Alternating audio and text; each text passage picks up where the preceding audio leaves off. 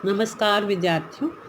आज की इस वीडियो कक्षा में हम कविता हम दीवानों की क्या हस्ती, जिसके रचयिता हैं कवि भगवती चरण वर्मा, उसका द्वितीय भाग करने जा रहे हैं।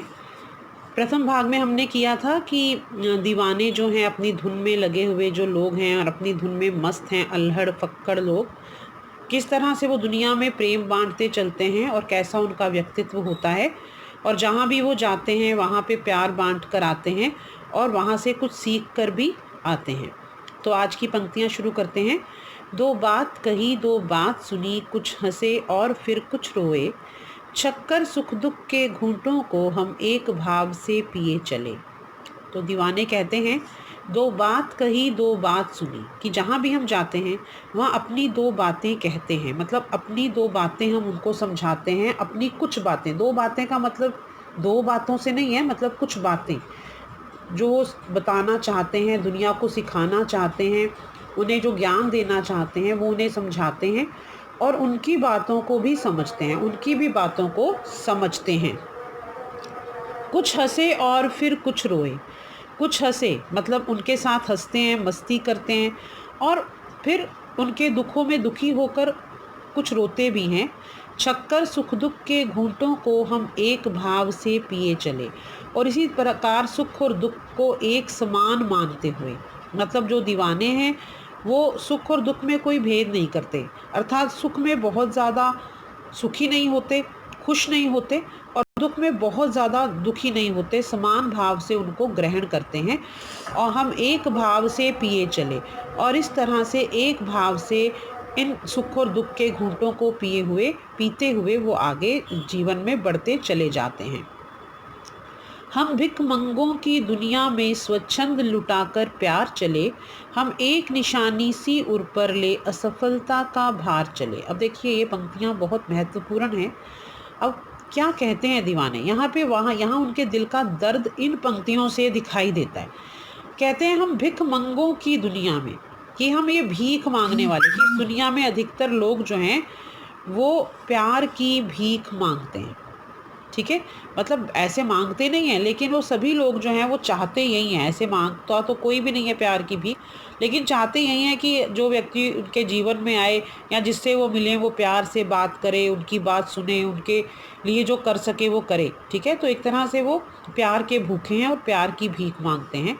और ऐसे प्यार की भीख मांगने वालों की दुनिया में ये दीवाने लोग जो हैं वो स्वच्छंद उन्मुक्त भाव से, अपने पूरे दिल से, स्वच्छंद मतलब पूरे दिल से, उन्मुक्त भाव से, आज़ादी के साथ अपना प्यार लुटाते चलते हैं। किसी के लिए उनके दिल में प्यार की कमी नहीं है।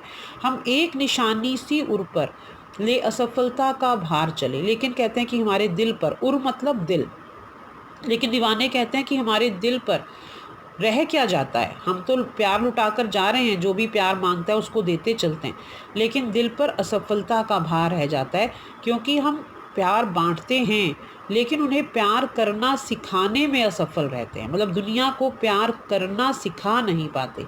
अपना प्यार बांटते ज़रूर हैं लेकिन दुनिया को वैसा नहीं बना पाते। हम मान रहित अपमान रहित जी भरकर खुलकर खेल चुके, हम हंसते हंसते आज यहाँ प्राणों की बाजी हार चले। दीवाने कहते हैं ऐसे तो हमें अपने जीवन में कोई फ़र्क नहीं पड़ता, बस यही एक दुख है कि दुनिया में लोग स्वयं से प्यार करना और अपने जैसे और लोगों से प्यार करना नहीं सीखते। लेकिन हमें अपने जीवन में ना तो हमें इज़्ज़त चाहिए, ना हमें बहुत कोई इज़्ज़त मिलती है तो हमें उससे फ़र्क पड़ता है, ना कोई हमारे अपमान कर देता है तो उससे भी हमें कोई फ़र्क नहीं पड़ता। हम मान रहित अपमान रहित, ना हमारे को इज़्ज़त से बहुत बड़ा मतलब गर्व महसूस होता है। मान रहित, रहित मतलब बिना, इसके बिना हम, ना तो हम मान के भी बिना है और हम अपमान के भी बिना है। मतलब हमारे को इन चीज़ों से कोई फ़र्क नहीं पड़ता कि कोई हमें इज़्ज़त दे रहा है या अपमानित कर रहा है। जी भरकर खुलकर खेल चुके, हम तो जो करने आए थे हमें अपना उद्देश्य पता है कि हमने क्या करना है, और हमने जी भरकर वो किया है और खुलकर खेल चुके, और खुलकर हम अपना जो खेल खेलने आए थे, उद्देश्य लेकर आए थे, मस्ती और प्यार और खुशी बांटने आए थे, वो खेल हम खेल चुके हैं। हम हंसते हंसते आज यहाँ प्राणों की बाजी हार चल।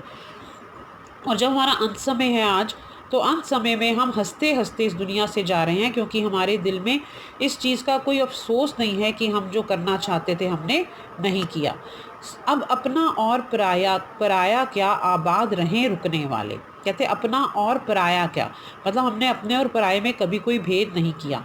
आबाद रहें रुकने वाले, रुकने वाले मतलब एक जगह ठहर के गृहस्थी बसाने वाले और एक ही जगह पे अपने आप को टिकाने वाले आबाद रहें, सुखी रहें, बसे रहें। ठीक है। हम स्वयं बंधे थे और स्वयं हम अपने बंधन तोड़ चले। हम तो जहाँ जाते हैं, क्योंकि हम तो एक जगह टिक कर रहे ही नहीं कभी, तो हम तो जहाँ जाते थे वहाँ स्वयं को प्रेम के बंधन में उन लोगों के बांधते थे। और आज जब हमारा अंत समय आया है तो हम अपने आप ही अपने बंधन तोड़कर जा रहे हैं। हमारे मन में ना तो कभी अपने पराये का भेद था और ना ही अंतिम समय तक कभी रहा। सिर्फ एक दुख दीवानों के मन में जो रह गया वो क्या था कि वो दुनिया वालों को प्रेम करना नहीं सिखा सके।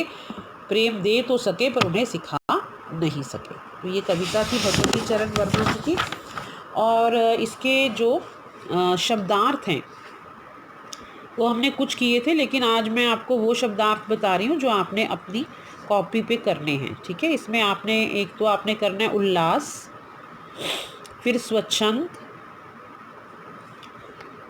फिर आबाद, जो अंतिम है आबाद, उर, ये उल्लास, स्वच्छंद, आबाद, उर और आलम, ये 5 आपने करने हैं। ठीक है। ये 5 आपने शब्दार्थ करने हैं। और जो प्रश्न उत्तर है, कविता में किसकी हस्ती की बात कही गई है? कविता में दीवानों की हस्ती की बात कही गई है। दीवाने क्या उड़ाते हुए चलते हैं? दीवाने पिछली यादों को पीछे छोड़ धूल उड़ाते हुए चलते हैं। ये हमने कक्षा में कर लिए थे ये प्रश्न। ठीक है। दीवाना हंसते हंसते क्या हार कर जाता है? दीवाना हंसते हंसते अपने प्राण, अपना जीवन ही इस दुनिया में हार कर जाता है। ठीक है। दीवाना किस बंधन को तोड़ने की बात कहता है? दुनिया के झूठे बंधन को तोड़ने की बात कहता है। ठीक है।